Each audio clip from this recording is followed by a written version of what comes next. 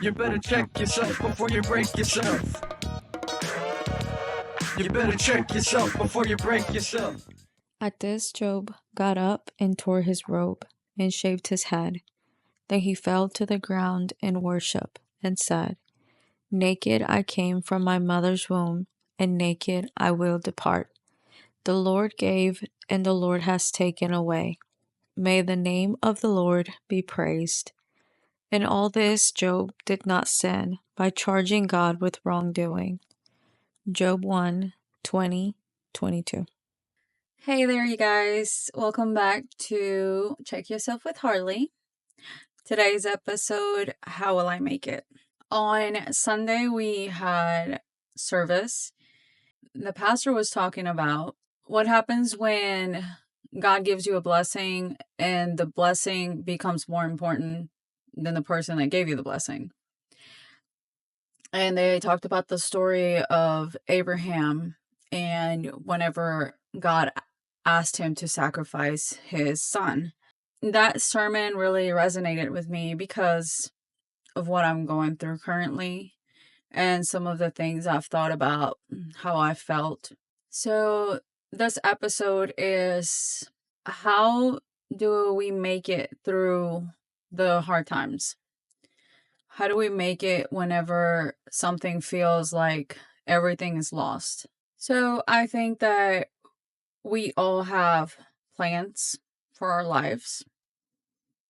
We maybe plan on going to college, getting a degree on whatever it is that we are interested in. Then we want to do great in our field, become super successful. Maybe after a while, you want to find somebody to share your life with, have some kids, buy a house, get more stuff. Or maybe your dream looks like the family. You want to find someone to spend your life with and share things with, and then you guys have some kids, and maybe you want to be a stay-at-home mom or a stay-at-home dad. That can be something that you dream about. Or maybe your plan looks like you just become successful, you travel the world, and you'll be the cool aunt or uncle. We all have these plans that we make for our lives. And sometimes we have a timeline. We want to do all this by the time we're 30 or 40 or whatever the timeline looks like. So what happens when those plans don't come to pass the way that we envision them? What if the plans don't work out? Life goes a different direction that we didn't want? What do we do then? Do we just write off the rest of our lives and drown in our pain, feel sorry for ourselves, and just become hateful, sad people? So, how will I make it? How will you make it? What happens when we get to a place that we've worked so hard to get, then everything falls apart? What if we get the dream? In my experience, the most common thing for us to do is either find something or someone to blame, but rarely do we take responsibility for our part in whatever the situation that happened is. And we look at everything that we have lost, everything that has fallen apart. We think about the people we've lost, the people that have left. But rarely do we look around and see what we have or what this awful thing that has happened to us can actually represent or what it can become. I know it sounds easy for me to say, and it's easy for me to sit here and tell you, oh, just, don't throw yourself a pity party and just be positive and everything's going to, be fine, and just be grateful, because I don't know what you're going through. So of course, it's easy for me to tell you you'll be all right. Stay positive. So let me tell you a story. The earliest memory I have as a child is with my dad. My dad left when I was 3. I remember the last time I saw him. In Colombia, we don't have, not everyone has cars. People mostly have motorcycles. And my dad came to pick me up in his motorcycle to take me to the river because I've always loved water since I was little. I remember we were driving down this road. I guess it would be a highway. The highways look different there. But I saw a field burning and I turned to my dad and I asked him. So I turned to my dad and I asked him why there was fire. And he said, "There's burning sugar cane, mommy," because that's what my dad used to call me, mommy or mamita. I don't remember if I asked him why they were doing that. And I don't think he explained, but that was the last time that I ever saw my dad. So I have shared that my whole life I've been trying to fill a void. When I was younger, I used to do that by making every boyfriend that my mom would have my new dad. I would call them dad and I would try to have that relationship with them. But none of those men ever cared about me. And one of them actually hurt me as a young kid and did things to me that I was very young to understand. I didn't know any better. I was still a baby, pretty much. I was only 7. And when we met my sister's dad, that was probably the closest thing I ever had to a dad, that I ever had to a family. And I actually really cared for him. And I feel like he actually cared about me and he tried to build a relationship with me outside of my mom. So it wasn't just because of her, and maybe it was, I don't know. But it felt more genuine than anyone ever had. Unfortunately, things happened and that didn't last very long. And he was out of our lives.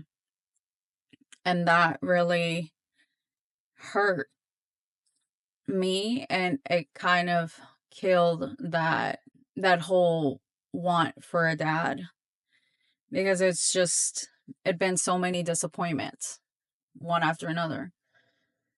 So that day I decided that I was done looking for a dad. I was just done trying to fill that void or fill it that way. So I decided that instead I would create my own family.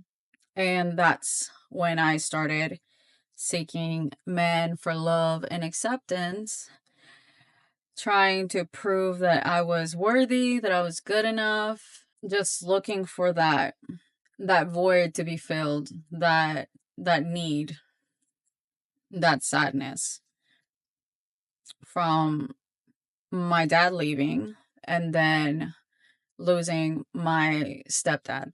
I let circumstances in my life and the choices of other people dictate the direction that I headed in life. I was a great student and I could have gone to college.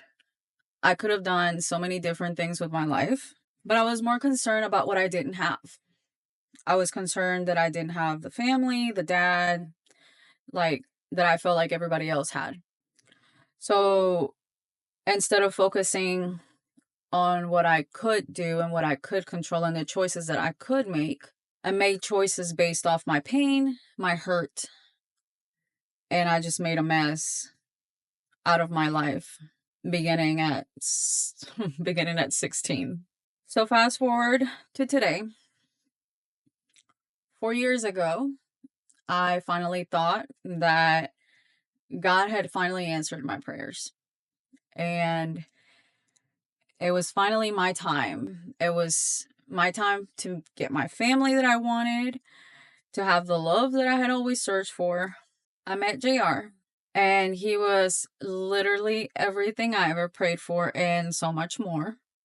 However, I wasn't ready, and neither was JR. I wasn't ready because I still did not know how to love myself. And I was praising another human and looking for him to save me from my pain.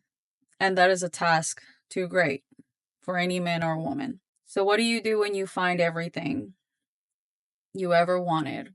You get the prayer that you've been praying for, and then you wake up one day and it's gone. You lose everything. For me, I decided that life was no longer worth living. And I mean, I lost what I thought was everything in my life. Because at that time, JR was my everything. And again, I was focusing on the one thing that I didn't have. And I forgot to look around at everything else. And I was throwing my life down the toilet because of someone else's choices. So it's been a few months since my life has been basically falling apart by all intents and purposes and views from the outside. I went from having a beautiful house that I had just fully furnished. I went from having the husband, the family. I went from not needing for anything financially. I was very well taken care of. Never was I told no. To living in a 2-bedroom apartment. Again, being single. And feeling like I was back at square one. And actually feeling like I was worse off than before I met JR. So I can sit here and think about everything I've lost. I can cry about my situation.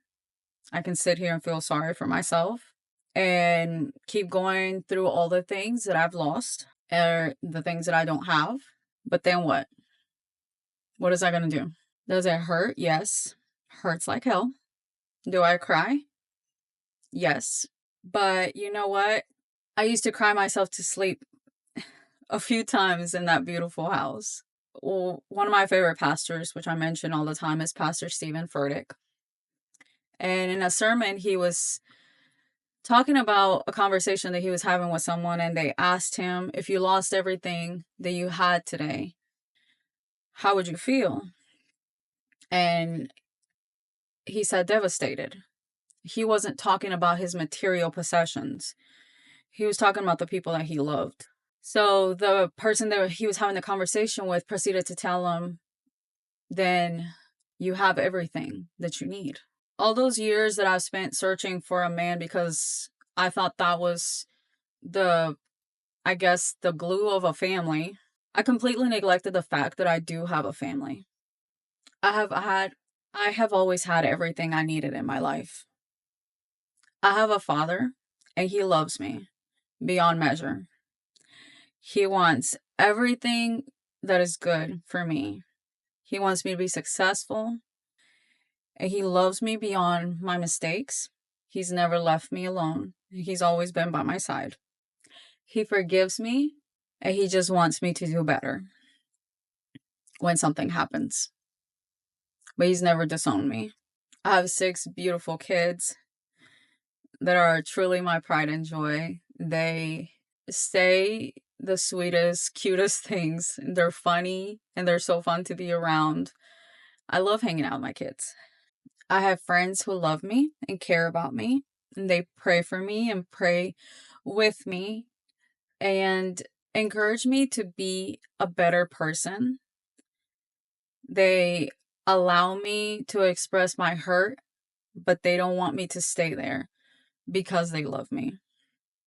So they encourage me to have different perspectives. I have 2 adoptive parents who have taken me in a really funny circumstance. And they have taught me lessons, and they give me tough love. They tell me the truth. And that has made me grow into a better woman. and they push for me to do better each and every day. And even when we fight, my mama still calls me and tells me she loves me, regardless of if we see eye to eye or not. So maybe you're feeling like, okay, I'm just going to sit here, tell you my story, and make it seem like I'm all positive vibes and I have no idea what you're dealing with. And you'd be right, I don't. Everybody's struggle is different. And like I've mentioned before, whatever I struggle with, maybe it's not something you would struggle with. I have one of my best friends who grew up without a father, and it absolutely doesn't face her in any way. She does not care.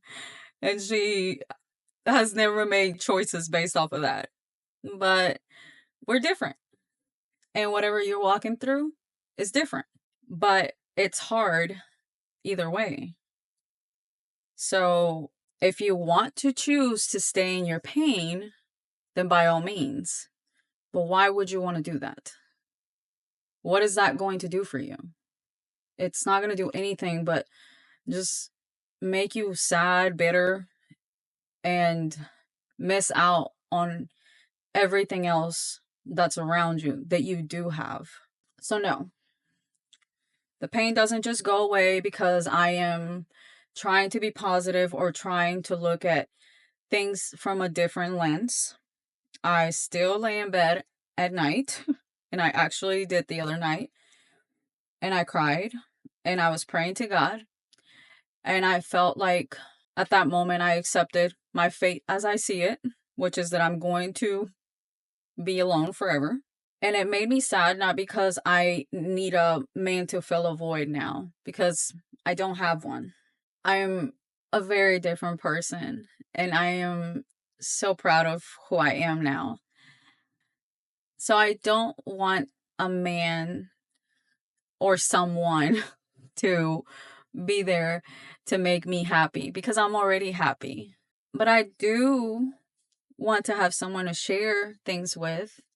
It's a nice thought.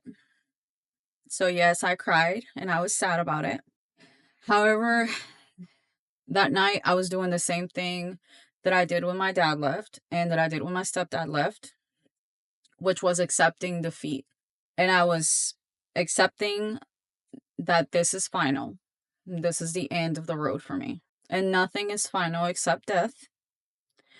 So why throw away the time that I have simply because of this imaginary timeline that I have placed on myself? So to this week's question, how I'm going to make it through this time? Instead of seeing everything that I have lost, I'm choosing to see what I have gained. I've gained more knowledge about who I am, the woman that I've become, the things that I can accept and the things that I cannot. I have found the things that bring me joy, and I have learned my strength, and I have learned to truly appreciate it because I used to hate when people would say to me, "You're so strong." And it would just make me mad because I'm strong because I have to be. And for the first time in my life, I am strong because I choose to be and not because I have to. And I am proud of myself for being able to sit here and even film this because I didn't want to. Because I didn't want to be judged. But people will judge regardless. And I know who I am. And I know what I've gone through.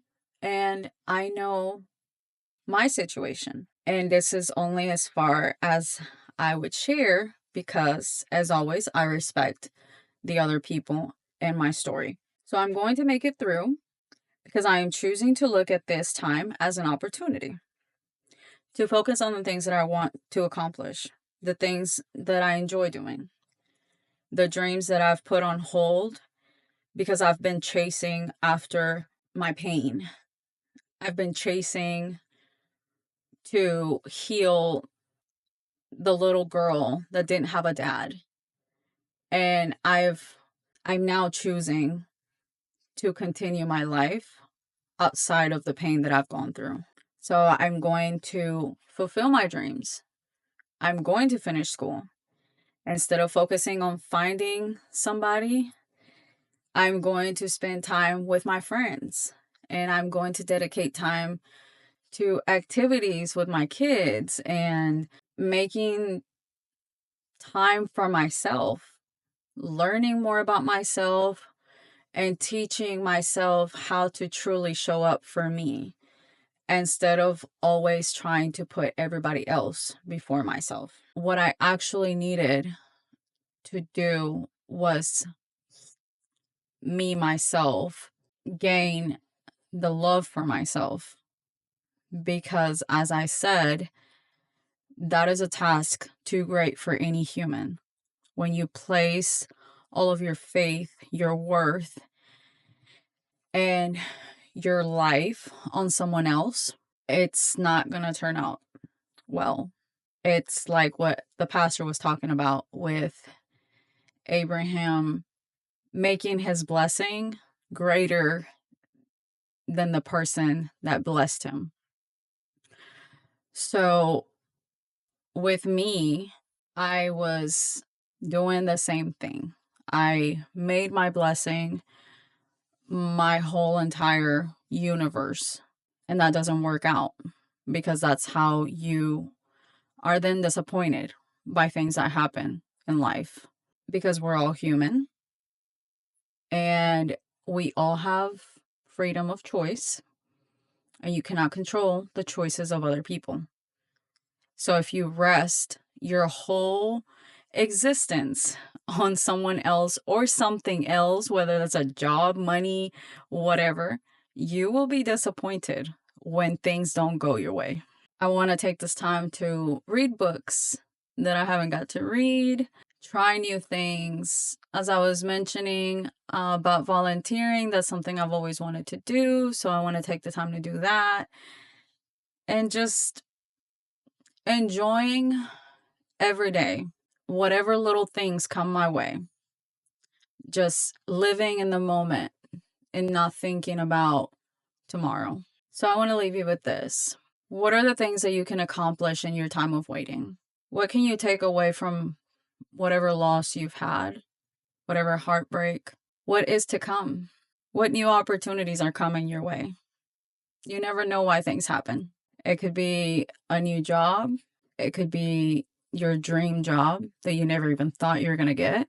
Where can you grow to be better for the next chapter of your life? Live today and just enjoy the journey. Do not let the future or some timeline make you live in fear and lose the joys of today and what's around you. Because after all, tomorrow's not promised. And what do you gain from worrying about something that may never come?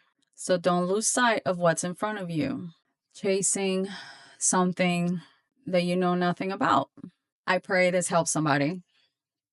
I pray sharing some of what I've been going through, what I'm navigating at this time in my life will be helpful. I want to thank you guys for spending time with me as always. I love you, and I will see you next time. You better check yourself before you break yourself. You better check yourself before you break yourself.